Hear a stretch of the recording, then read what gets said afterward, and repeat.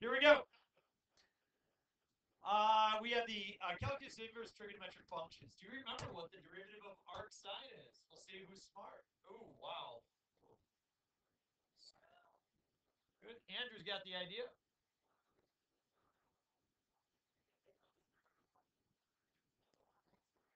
Very good. So that's a derivative that you need to know. No, not basically cosine. It's nothing even close to cosine. Like, you could not be further from cosine.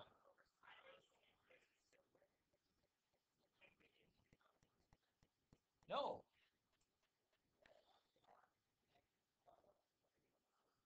Good job. Some people remember something. How about arc cotangent, the derivative of arc cotangent? Over 1 plus x squared.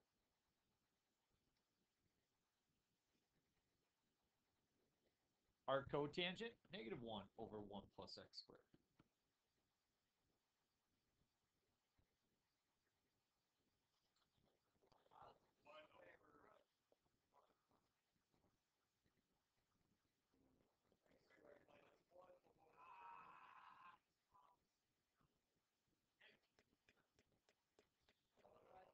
There, you got the x in front.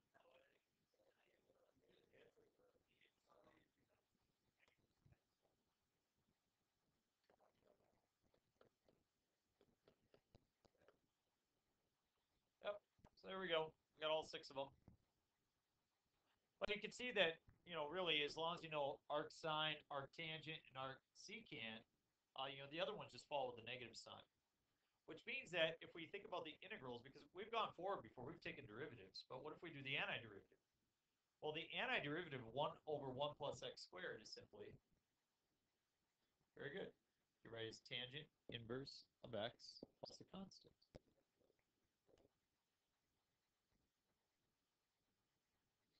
Sure.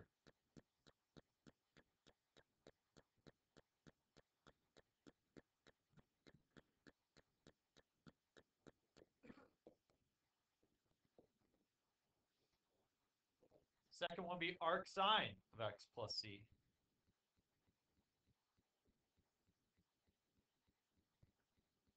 And the third one would be arc secant of x plus a constant.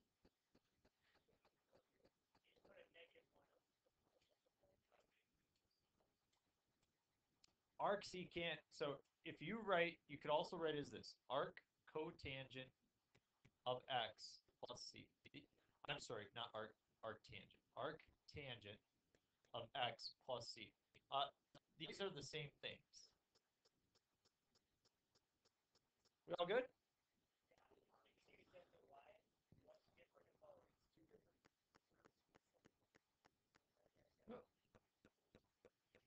No, I didn't know what you meant by that's. I didn't know what you meant by it's the same thing. I don't know if it's the same thing. So now I understand. So to get to your question, Michael, yes, arctan and tangent inverse are the same, but is taking the derivative of arctan the same as taking the antiderivative of this? No, those are not. Yes. No. Okay, problem number 1. So this is where it gets pretty challenging. You have to decide first which form it fits. Do you think this is going to be an arc sine, an arc tangent, or an arc secant?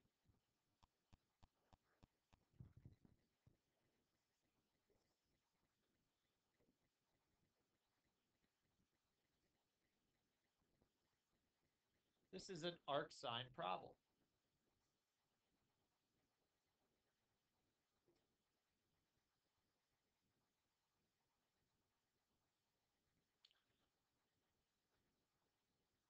It really doesn't look a whole lot like the arc sine other than you got a square root in the denominator.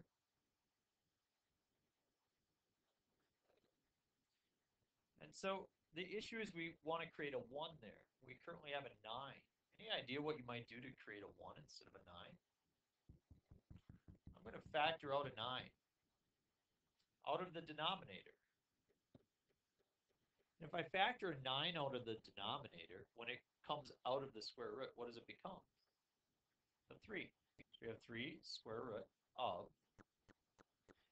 1 minus, if you factor 9 out of 16, what are you left with?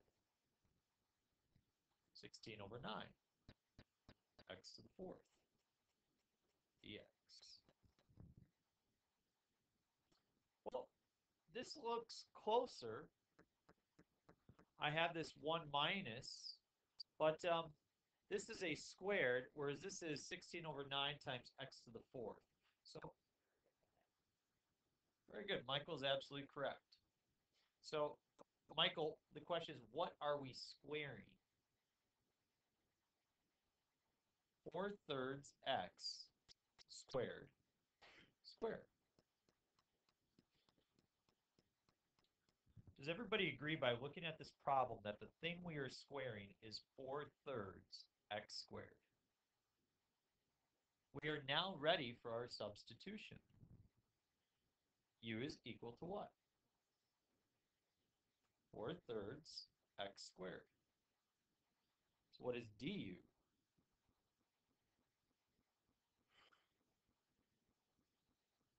8/3 x dx. Do we have an 8/3 x dx? Oh, isn't that beautiful?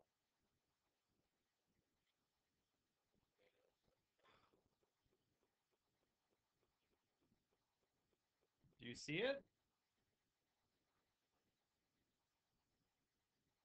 Do you see it? Okay, well, let me try to write it. We have the integral, so I'm going to write du, and du takes care of the 8, takes care of the x, takes care of the dx, takes care of the divided by 3. So I have a 1 in the numerator, and the denominator is square root of 1 minus, what do I replace 4/3 x squared with? I'm left with that integral. Do we know what the antiderivative of 1 over the square root of 1 minus u squared du is? Arc sine, and then we just put u back in. So 4/3 x squared.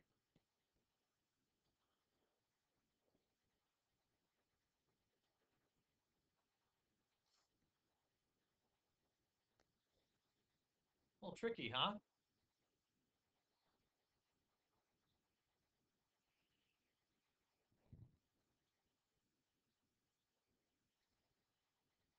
Look at the next one. Now, the next one is interesting because would you ever see a problem expressed as an x squared on top and an x cubed on bottom? I mean, it would just write as 3 over x, right? But we're leaving it like that to help you out. Okay.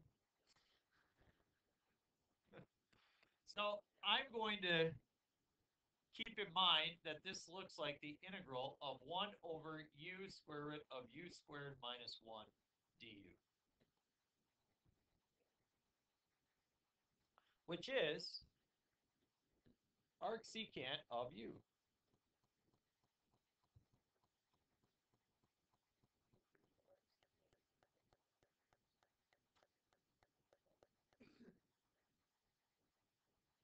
Yep. Because the question is, what are you squaring? I have the 1, don't I? So what is it that you're squaring? Everybody agree that u is x to the third? Look, u is x to the third. That's what's sitting right here. Furthermore, if you square x to the third, you get x to the sixth. So u is x to the third. So what is du? 3x squared dx. Do you have a 3x squared dx? It's sitting right up there. So you now have the integral, and I put du. I'm going to do this for the sake of just trying to make sure we all get it. If I put du, what do I get rid of? 3x and the 3x squared. What takes the place of x cubed? So I have u root of u squared minus 1. What's that antiderivative? Arcsecant of x cubed.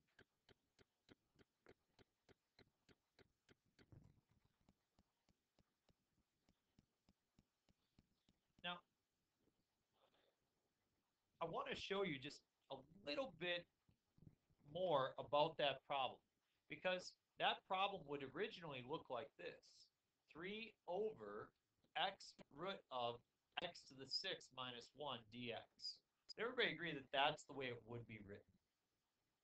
And so when you look at it, you're like, oh, well, I have u is equal to x to the third, but that's not an x to the third. Well, I can make that an x to the third. I simply multiply by in the top and the bottom, right? Because that's multiplying by 1.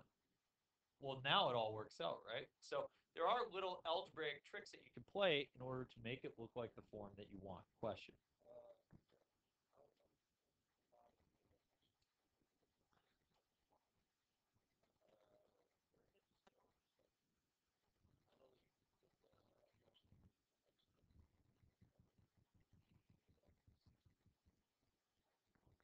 What is, so you see that the minus 1 is still there? So if we take x to the third and put it in for u, what do you give you square x to the third? You see it now? See if you see it with the next one, okay?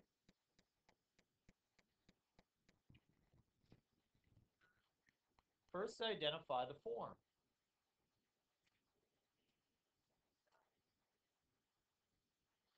So again, I'm just reminding myself of this form. You don't have to. I'm just, I mean, it helps me to understand what you're kind of going for when you do the problem. But, I'm just doing it because I think it's good teaching. I think this is how my professor did it in college. Okay. Yep. Yep, let's factor out a 25. So you get the integral. We have a 20 x cubed on top. And on the bottom, I factor out a 25. Now, Kelvin, what'd you say? Yeah, it becomes a 5 out front, root of, and what are you left with underneath there? Now, I want to be clear that sometimes people will, they'll simplify the 20 over 5 to get 4. You can, you don't have to. Yeah.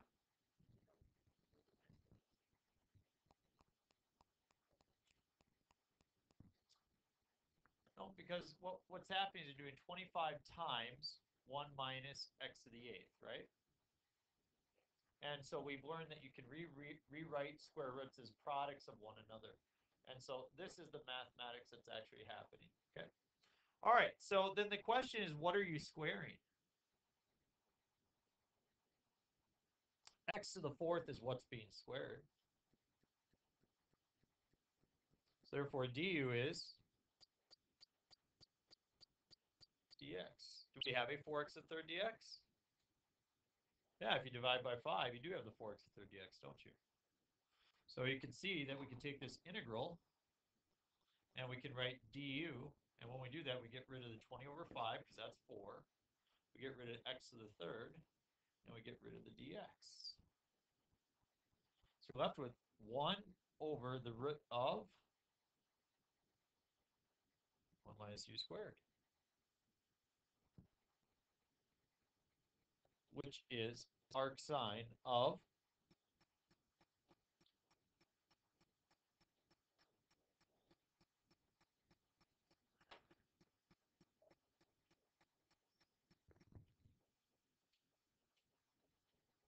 how about the next one? Yeah, yeah.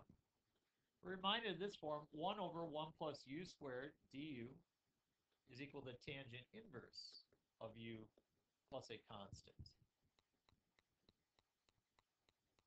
So again, the best way to start these a lot of times is once you see the general form is try to make sure you get that 1 in place. So what are you going to do to try to get that 1?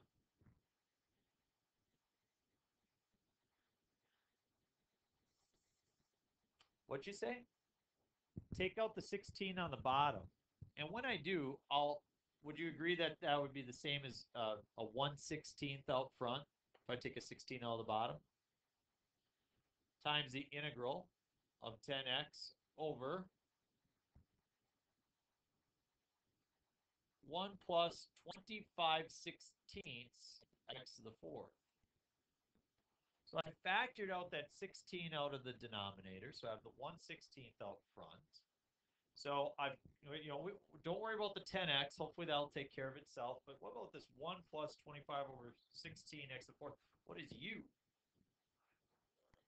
5 over 4x squared. So what's du? 10 over 4x. Now, I know right away you want to simplify it to 5 over 2, but, this isn't our final answer, so let's not worry so much about the simplifying. We don't have a, dx, we don't have a 10 over 4, do we? Divide by 4, multiply by a fourth, right? Because we have a 10 over 16. Go get some brain food. Come on back. We'll finish this up. Okay, here we go. So I've got u is equal to 5/4 x squared. Du is 10 over 4x dx. Can somebody look at this and tell me, if I want to create a 10x over 16, what do I have to multiply by? 1/4 du is equal to 10 over 16x dx. Now, I want to be clear that sometimes people would reduce that fraction, but just realize it's not our final answer. So we're just using it, right? So therefore, we have 1/4 integral of what remains.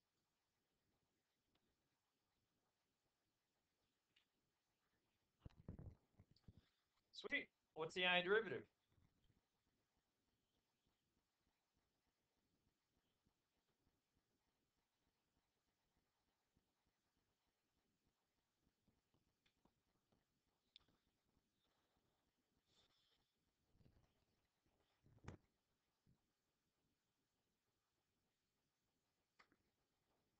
Doesn't really seem that bad, but you look at the problem from beginning to end, and hopefully after a while you're impressed with kind of what you're able to do.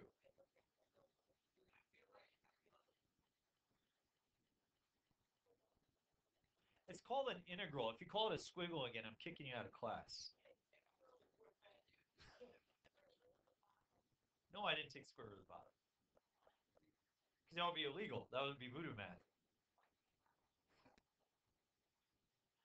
Okay, yes, I said, what do we square to get 25 over 16x to the fourth? Yes. Yep. Okay. All right, two more, okay? Integral yes.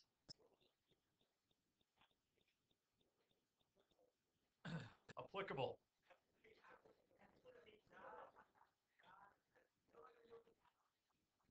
All right, let's go. Anybody see the form?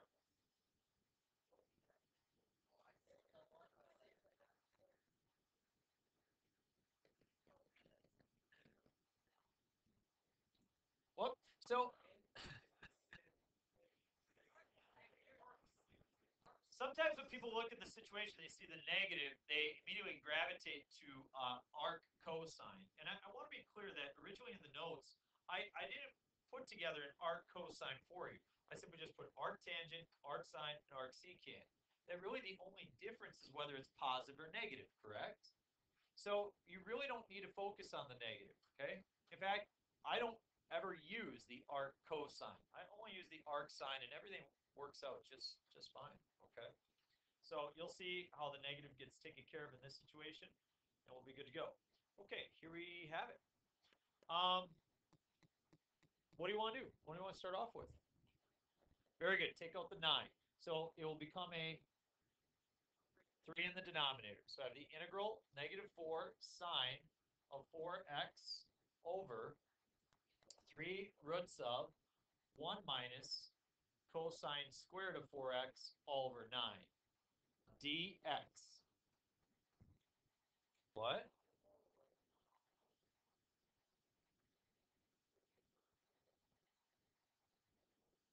Yeah. Jeez, there's a snake in a bite you. Okay. So now the good question is what is it that we are squaring? Cosine of 4x over 3. That's what you're squaring. So if that's u, how do we find du? How do you take the derivative of this? Chain rule. Because for you, the question is, what are we squaring? is it that we are squaring? Whenever you put your glasses up with your middle finger, I'm sorry, I wonder if you're giving me like a like.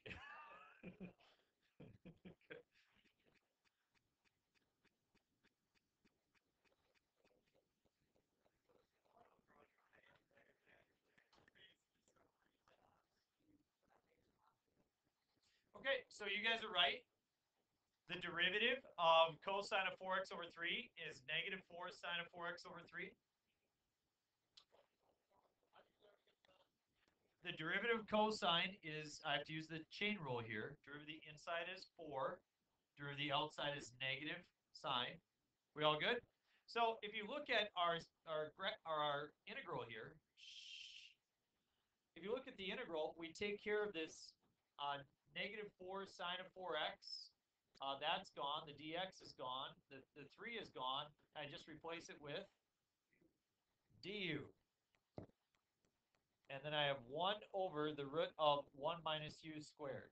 So what's that antiderivative? Very good. Arc sine of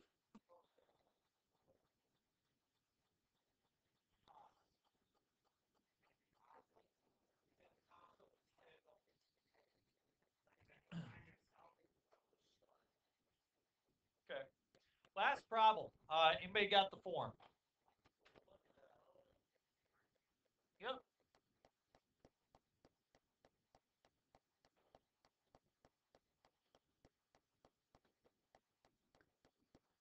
Arctan plus C.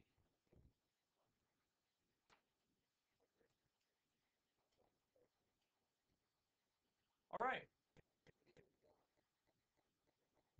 Yep, very good. So factor out a 9 on the bottom. So I'm going to put a 1/9 out front if you factor out 9 on the bottom. Up top, I have the 10x to the 4th. On the bottom, I have a 1 plus what? 4 over 9, x to the 10th. So now the question is, what is u? Very good. 2/3 x to the 5th, because that is what you're squaring.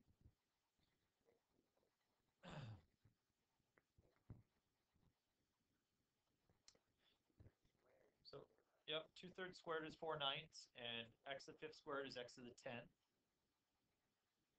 We got it? So what is du? 10 over 3, x to the 4th, dx. Do we have a 10/3 x to the 4th over 3? So I got to multiply by 1/3. So 1/3 du is equal to 10 over 9 x to the 4th dx. That is something I have in place. So the 10 x to the 4th, 1/9, and dx is all gone, and it's replaced with 1/3 du.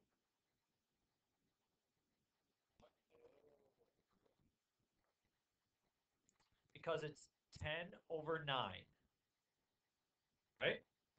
And 10 over 9, 1/3 du.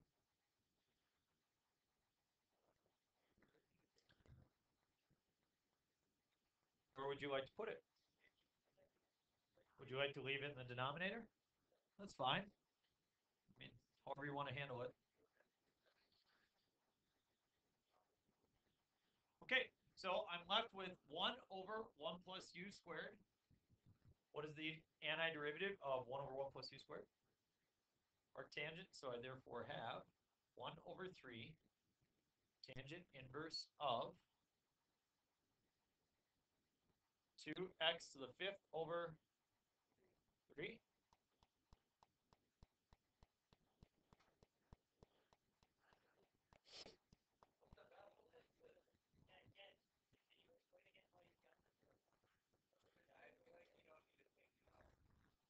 Okay.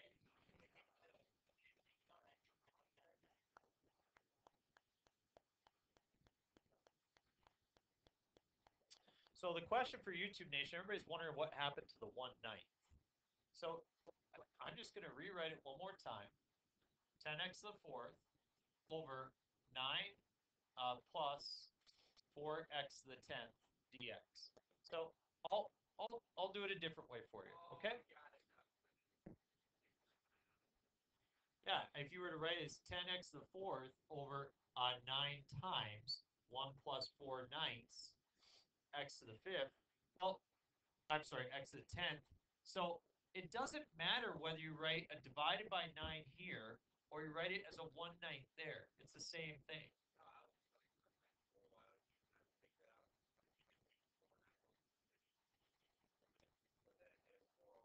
Oh, you got to have a 1. Yeah. Okay. So the point of confusion was, we already have a perfect square there. You got to get a 1 there, so you got to factor out the 9.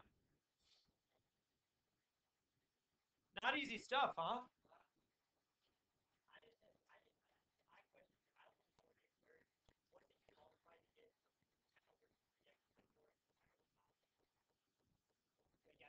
Multiply by 1/3. I didn't take out the 1/3. I multiplied both sides by a 1/3. 1/3 times du, and if you multiply this by 1/3, you get 10/9, right? That's when the 9 then cancels out because I have a 10/9 x to the fourth dx. So now the 10's gone and the 9 is gone out front. Yep. Okay, I have your worksheet.